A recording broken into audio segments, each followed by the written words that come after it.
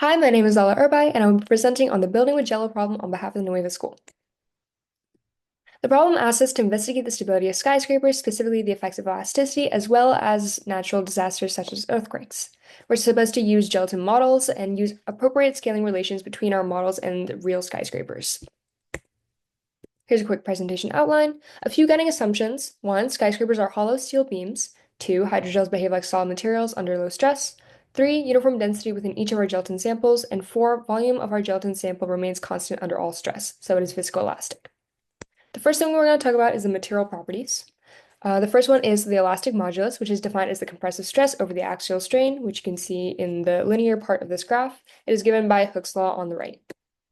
The way that we calculated this is using a gauge and our gelatin sample, as well as a scale, to measure the amount of force we were putting on. So as we added weights, we saw how much the gelatin compressed by looking at how much the gauge moved. And from this, we got a beautiful linear graph, as you can see. The sum of the graph of this specific graph is 25.9 kPa, which is the elastic modulus for this sample. Here is the elastic modulus versus the gelatin concentrations. As you can see, that as the concentration increases, so does the elastic modulus, which makes sense. As the concentration increases, your material becomes stiffer and stiffer. As you'll also notice, there is quite a bit of variance within each concentration of gelatin, so we made sure to test all of our samples before running any experiments. We also looked at the ultimate tensile strength, so this is the maximum tensile stress that a specimen can withstand before it fails or breaks. As you can see, this is our test setup. Next, we're going to talk about scaling and similitude. We will define scaling as a precise conversion of real-world measurements into manageable formats. So in the case of dimensional scaling, this means taking a really big object and making it small so that you can actually build it and see what it looks like. However, that's not the only thing we're doing in this experiment. We are also scaling the material properties. So we're going from steel to gelatin. So we can't just use geometric scaling. In order to account for that, we use something called similitude theory. Similitude theory provides the conditions to design a scaled-down model for a full-scale prototype to predict this prototype's structural response from the scaled results. And the way we do this is using Buckingham pi terms, which are unitless terms that provide scaling relations between variables. So for example, the second moment of area and the length of the building, as well as its cross-sectional area and the length of the building, which are given right here. Our scaling reference will be the John Hancock Tower. In reality, this tower has a parallelogram as a base, but we will assume that it's rectangular with dimensions 60 by 30 meters. The critical height, so the height at which it's not able to hold itself anymore, is calculated to be 1,522 meters, and the real height is 240 meters, so way less. So on that note, the first thing that we looked at is buckling under self-weight. The problem states that we need to model the ability of a building to hold itself up.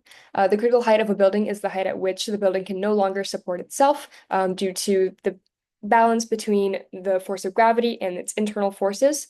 And this is basically the simplest measure of a building's ability to hold itself up.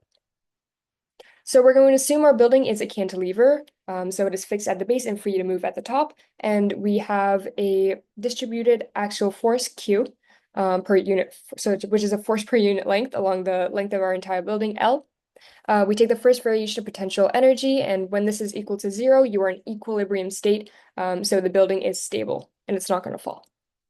For the elasticity law, we can plug in this equation, this expression, and then we solve the differential equation until we get to our critical height, LC, which depends on the elastic modulus, second moment of area, the cross-sectional area, the density, and of course, gravity. For scaling, we have three pi terms, which are given here. Two of them will look familiar, so the second moment area and the cross-sectional area. The way that we scaled this was instead of directly scaling I and A, we scaled the side lengths since I and A depend on the side lengths of our building. And of course, we took into account the fact that a real skyscraper is hollow versus our model is a solid building. For rho and E, we kept this ratio constant. So the ratio between the densities of the model and the real skyscraper and the density and the ratio between the elastic modulus of the model and the real thing has this relationship with how you scale the height, the critical height of the building. For our experimental setup, we had two polarizing films with our gelatin sample in the middle, as well as a diffuse light source and a camera to record the buckling of our gelatin. Here's a GIF. What's important to note here is that the gelatin sample is breaking from itself, so this is material failure and not a problem of balance because the sample was super glued to the table. So it is actually ripping from itself and yeah. Okay, so this is a graph of the critical height versus the gelatin concentration. The blue is what we predict, and red is what we experimentally found to be the critical height. As you can see, they follow the same general trajectory. Some of them fall within the reasonable error bounds, and so we're pretty confident that our theory matches our experiments. Next, we looked at seismic stability and dynamic loading. The problem asked us to address natural factors, so we simulated the effects of an earthquake on our gelatin tower using a shake table. We made sure to scale the exciting amplitude and frequency, so the amplitude and frequency of the shake table, along with the material properties and dimensions of our actual skyscraper.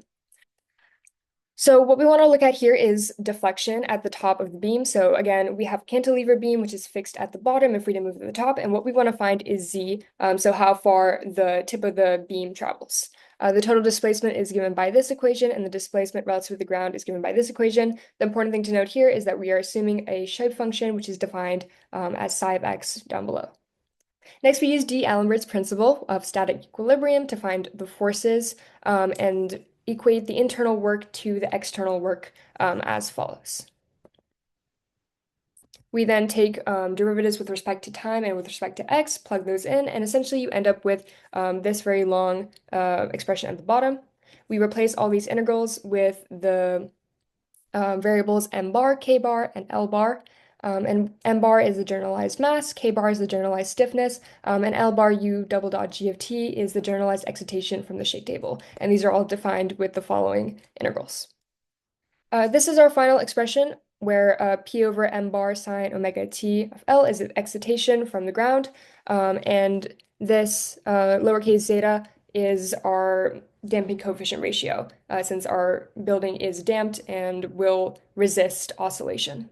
The solution for z of t, which is the displacement at the top of our beam, is given by c sine omega t plus d cosine omega t. We can solve for c and d and complete our expression. The first thing that we need to do before running any shake table experiments is to find the damping coefficient ratio. So what is damping? Damping is essentially the decrease in amplitude of oscillation due to the inertial forces in a structure. And as you can see, it's a nice exponential curve of these amplitudes going down. Theoretically, it's given by this over here, where CR is the critical damping.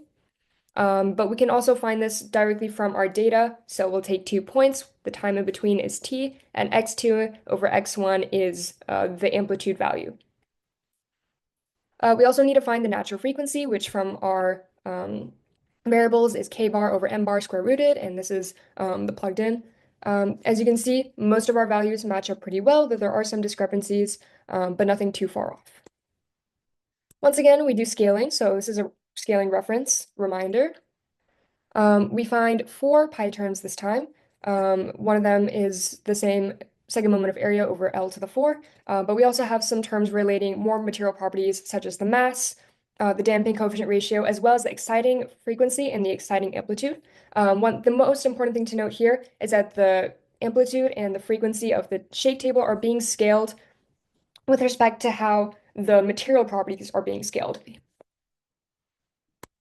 So for our experiments, we had a shake table with an eccentric motor, and as the motor spins, the table oscillates back and forth. We had our gelatin sample superglued again, a laser to amplify any small deflections, a voltage controller, as well as a camera.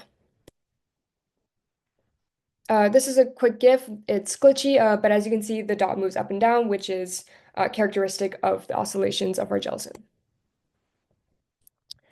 Here, the red dots are our experimental or our data, and the blue line is what our theoretical prediction for the oscillations are. As you can see, the period lines up pretty well. The amplitude is a little bit lower for our data, and this is just due to the fact that there might have been error in calculating the distance between our gelatin sample where the light is hitting the mirror versus the wall. So that distance is basically how much the laser is amplifying the oscillations. Some conclusions and further investigations. One thing that we didn't get to look at experimentally but looked at theoretically was the maximum deflection before failure. So this is essentially how far can the beam bend before it breaks? So this is based on the tensile strength of the material, which is what we mentioned at the very beginning of this presentation. It's given by the pseudovelocity spectral response, which is basically the deflection multiplied by the natural frequency of the structure. And essentially it boils down to this equation where z of t is again the deflection at the top of our beam. Some concluding thoughts, a quick summary of our findings. Gelatin towers provide reasonable models for simulating critical height and deflection. Elastic modulus seems to be dependent on the concentration of gelatin. Some future goals would be to get a shade table that oscillates closer to the natural frequency of our gelatin tower so that we can see those bigger oscillations within our tower more visually. We'd also want a shade table with an adjustable amplitude while keeping the frequency constant or vice versa. We'd also want to look at maximum deflection experimental confirmation, which is what I was talking about on the earlier slide, as well as testing more concentrations so that we can see this relationship better and confirm whether it might be exponential or linear. Thank you so much.